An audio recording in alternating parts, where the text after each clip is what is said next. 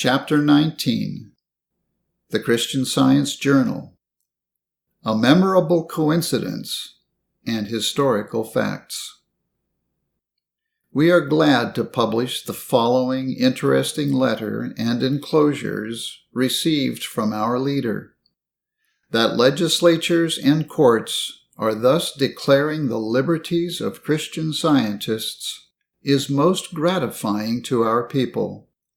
Not because a favor has been extended, but because their inherent rights are recognized in an official and authoritative manner. It is especially gratifying to them that the declaration of this recognition should be coincident in the southern and northern states in which Mrs. Eddy has made her home. Mrs. Eddy's letter. Dear Editor, I send for publication in our periodicals the following deeply interesting letter from Elizabeth Earl Jones of Asheville, North Carolina, the state where my husband, Major George W. Glover, passed on and up, the state that so signally honored his memory, where with wet eyes the Freemasons laid on his bier the emblems of a master mason, and in long procession with tender dirge bore his remains to their last resting place. Deeply grateful, I recognize the divine hand in turning the hearts of the noble Southrons of North Carolina legally to protect the practice of Christian Science in that state. Is it not a memorable coincidence that in the court of New Hampshire, my native state, and in the legislature of North Carolina, they have the same year, in 1903, made it legal to practice Christian Science in these states? Mary Baker Eddy, Pleasant View, Concord, New Hampshire, October 16, 1903. Miss Elizabeth Earl Jones' letter. Beloved Leader, I know the enclosed article will make your heart glad, as it has made glad the hearts of all the Christian scientists in North Carolina.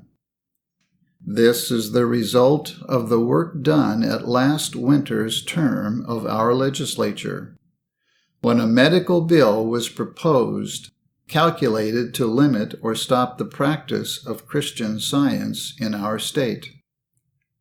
An amendment was obtained by Miss Mary Hatch Harrison and a few other scientists who stayed on the field until the last. After the amendment had been passed, an old law, or rather a section of an act in the legislature regulating taxes, was changed as follows, because the representative men of our dear state did not wish to be discourteous to the Christian scientists. The section formerly read, quote, pretended healers, end quote, but was changed to read as follows, quote, all other professionals who practice the art of healing, end quote. We thank our Heavenly Father for this dignified legal protection and recognition, and look forward to the day, not far distant, when the laws of every state will dignify the ministry of Christ, as taught and practiced in Christian Science, and as lived by our dear, dear leader, even as God has dignified, blessed, and prospered it, and her. With devoted love, Elizabeth Earl Jones, 105 Bailey Street, Asheville, North Carolina, October 11, 1903. The following article copied from the Raleigh, North Carolina News and Observer, is the one referred to in Miss Jones' letter. The Christian Science people, greatly pleased at the law affecting them passed by the last legislature, are apt also to be pleased with the fact that the law recognizes them as healers, and that it gives them a license to heal. This license of $5 annually, required of physicians, has been required of them, and how this came about in Kinston is told in the Kinston Free Press as follows. Sheriff Wooten issued licenses yesterday to 2 Christian Science healers in this city. This is probably the first to be issued to the healers of this sect in the state. Upon the request of a prominent healer of the church, the section of the Machinery Act of the legislature covering it was shown, whereupon application for license was made and obtained. The section, after enumerating the different professions for which a license must be obtained to carry them on in this state, further says, quote, "And all other professionals who practice the art of healing for pay shall pay a license fee of $5. End quote. This was construed to include the healers of the Christian Science Church, and license was accordingly taken out. The idea prevails that the last General Assembly of North Carolina relieved the healers of this sect from paying this fee, but this is not so. The board only excused them from a medical examination before a board of medical examiners. Mrs. Eddy's reference to the death of her husband, Major George W. Glover, gives a special interest to the following letter from New Bern, North Carolina, which appeared in the Wilmington, North Carolina Dispatch, October 24, 1903. Mrs. Eddy has in her possession photographed copies of the notice of her husband's death and of her brother's letter taken from the Wilmington, North Carolina Chronicle, as they appear in that paper in the issues of July 3 and August 21, 1844, respectively. The photographs are verified by the certificate of a notary public and were presented to Mrs. Eddy by Miss Harrison. Miss Mary Hatch Harrison's letter. To the editor. At no better time than now, when the whole country is recognizing the steady progress of Christian Science and admitting its interest in the movement, as shown by the fair attitude of the press everywhere, could we ask you to give your readers the following communication. It will put before them some interesting facts concerning Mrs. Mary Baker Eddy, and some incidents of her life in North and South Carolina, which might not have been known but for a criticism of this good woman which was published in your paper in August 1901. I presume we should not be surprised that a noteworthy follower of our Lord should be maligned, since the great Master himself was scandalized, and he prophesied that his followers would be so treated. The calumniator who informed you in this instance locates Mrs. Eddy in Wilmington in 1843, thus contradicting his own statement, since Mrs. Eddy was not then a resident of Wilmington. A local Christian Scientist of your city, whose womanhood and Christianity are appreciated by all, assisted by a Mason of good standing there and a Christian Scientist of Charleston, South Carolina, carefully investigated the points concerning Major Glover's history, which are questioned by this critic, and has found Mrs. Eddy's statements relating to her husband, who she states was of Charleston, South Carolina, not of Wilmington, but who died there while on business in 1844, not in 1843, as claimed in your issue, are sustained by Masonic records in each place, as well as by Wilmington newspapers of that year. In Retrospection and Introspection, page 19, Mrs. Eddy says of this circumstance, quote, "My husband was a Freemason, being a member in St. Andrew's Lodge, number 10, and of Union Chapter, number 3, of Royal Arch Masons. He was highly esteemed and sincerely lamented by a large circle of friends and acquaintances, whose kindness and sympathy helped to support me in this terrible bereavement. A month later, I returned to New Hampshire, where, at the end of 4 months, my babe was born. Colonel Glover's tender devotion to his young bride was remarked by all observers. With his parting breath, he gave pathetic directions to his brother Masons about accompanying her on her sad journey to the north. Here it is but justice to record, they performed their obligations most faithfully." End quote.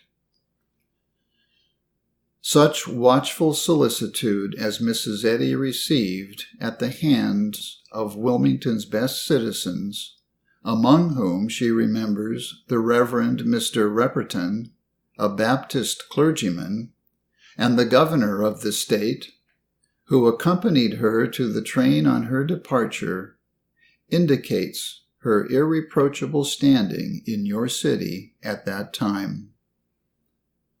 The following letter of thanks, copied from the Wilmington Chronicle of August 21, 1844, testifies to the love and respect entertained for Mrs. Eddy by Wilmington's best men, whose Southern chivalry would have scorned to extend such unrestrained hospitality to an unworthy woman as quickly as it would have punished the assailant of a good woman.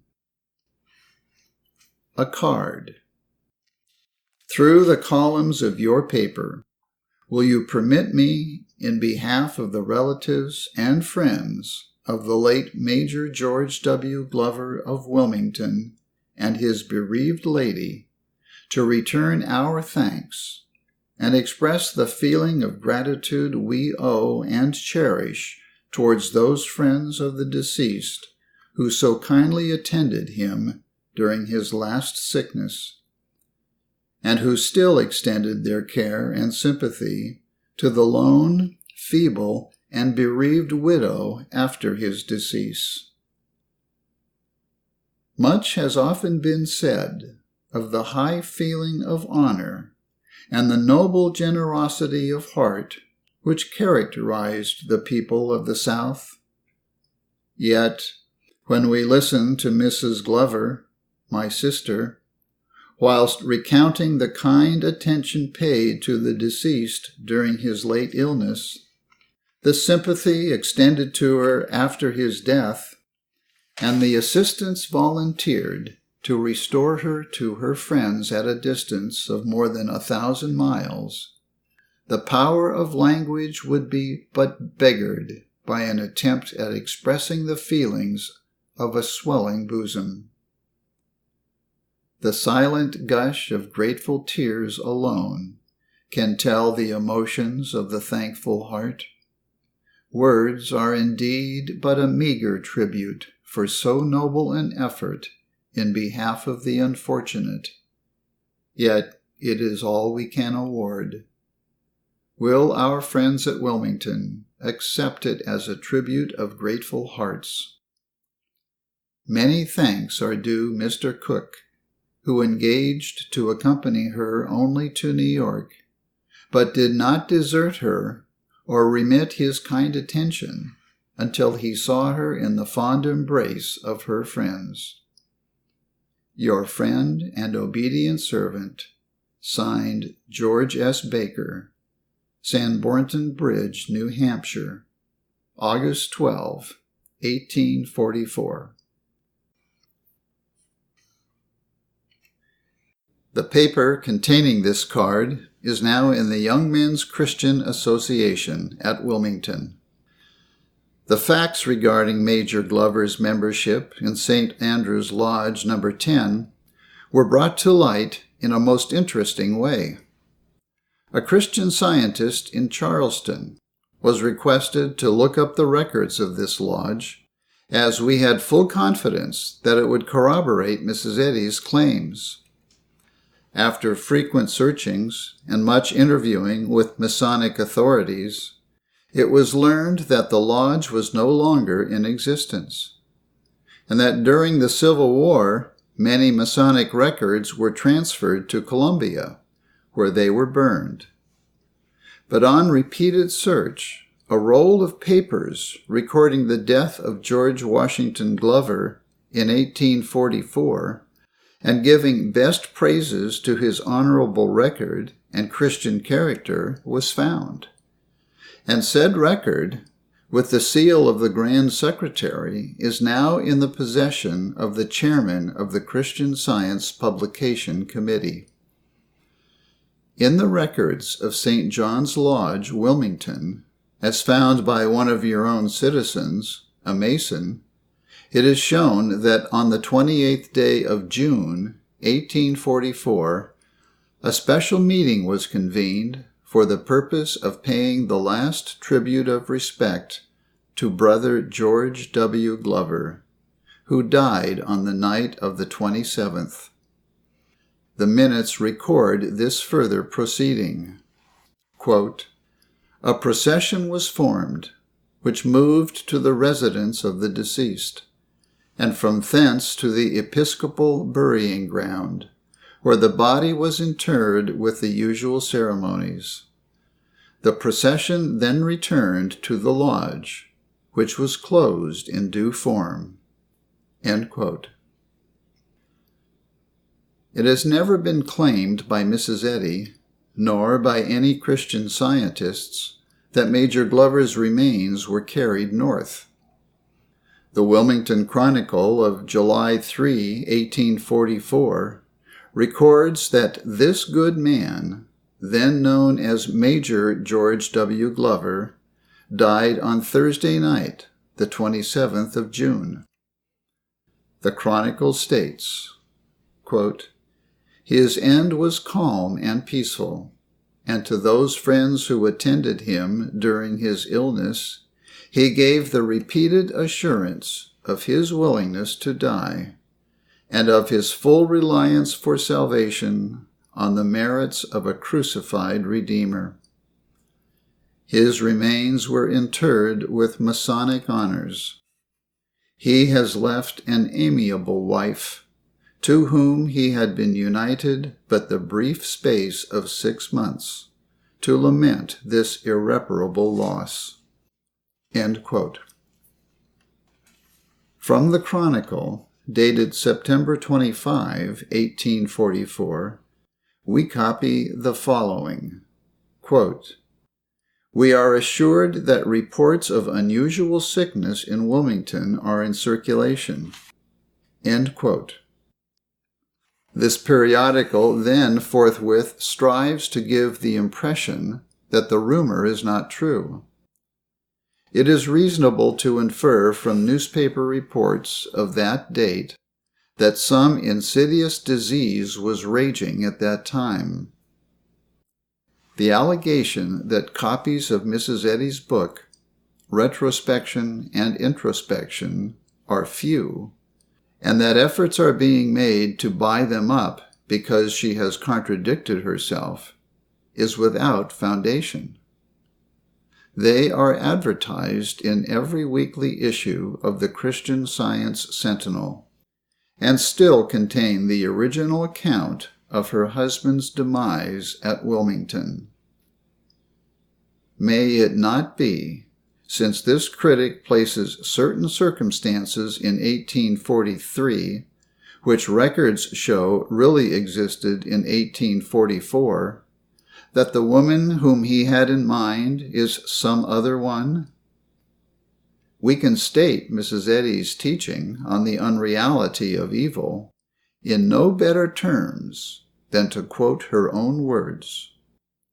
Nothing could be further from her meaning than that evil could be indulged in while being called unreal. She declares in her message to the Mother Church, 1901, quote, "To assume there is no reality in sin, and yet commit sin, is sin itself, that clings fast to iniquity. The publican's wail won his humble desire, while the Pharisees' self-righteousness crucified Jesus." End quote. Mary Hatch Harrison. Major Glover's record as a Mason. Of further interest in this matter is the following extract from an editorial obituary which appeared in 1845 in the Freemasons' Monthly Magazine, published by the late Charles W. Moore, Grand Secretary of the Grand Lodge of Massachusetts. Died at Wilmington, North Carolina, on the 27th June last, Major George W. Glover, formerly of Concord, New Hampshire. Brother Glover resided in Charleston, South Carolina, and was made a Mason in St. Andrew's Lodge, No. 10. He was soon exalted to the degree of a Royal Archmason in Union Chapter, No. 3, and retained his membership in both till his decease. He was devotedly attached to Masonry, faithful as a member and officer of the Lodge and Chapter, and beloved by his brothers and companions who mourned his earthly death. Additional facts regarding Major Glover, his illness and death, are that he was for a number of years a resident of Charleston, South Carolina, where he erected a fine dwelling house, the drawings and specifications of which were kept by his widow for many years after his death. While at Wilmington, in North Carolina, in June 1844, Mr. Glover was attacked with yellow fever of the worst type, and at the end of 9 days he passed away. This was the second case of the dread disease in that city, and in the hope of allaying the excitement which was fast arising, the authorities gave the cause of death as bilious fever, but they refused permission to take the remains to Charleston. On the 3rd day of her husband's illness, Mrs. Glover, now Mrs. Eddy, sent for the distinguished physician who attended cases of this terrible disease as an expert, Dr. McCree, we think it was, and was told by him that he could not conceal the fact that the case was one of yellow fever in its worst form, and nothing could save the life of her husband. In these 9 days and nights of agony, the young wife prayed incessantly for her husband's recovery, and was told by the expert physician that but for her prayers, the patient would have died on the 7th day. The disease spread so rapidly that Mrs. Glover, now Mrs. Eddy, was afraid to have her brother, George S. Baker, come to her after her husband's death to take her back to the North.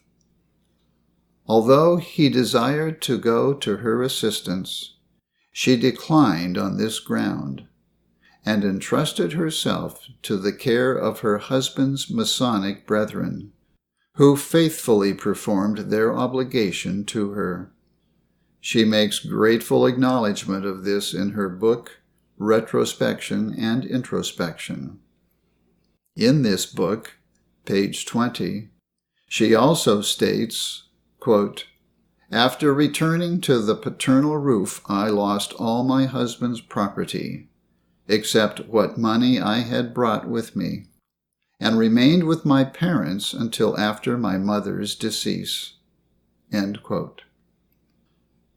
Mr. Glover had made no will previous to his last illness, and then the seizure of disease was so sudden and so violent that he was unable to make a will. These letters and extracts are of absorbing interest to Christian Scientists as amplification of the facts given by Mrs. Eddy in Retrospection and Introspection.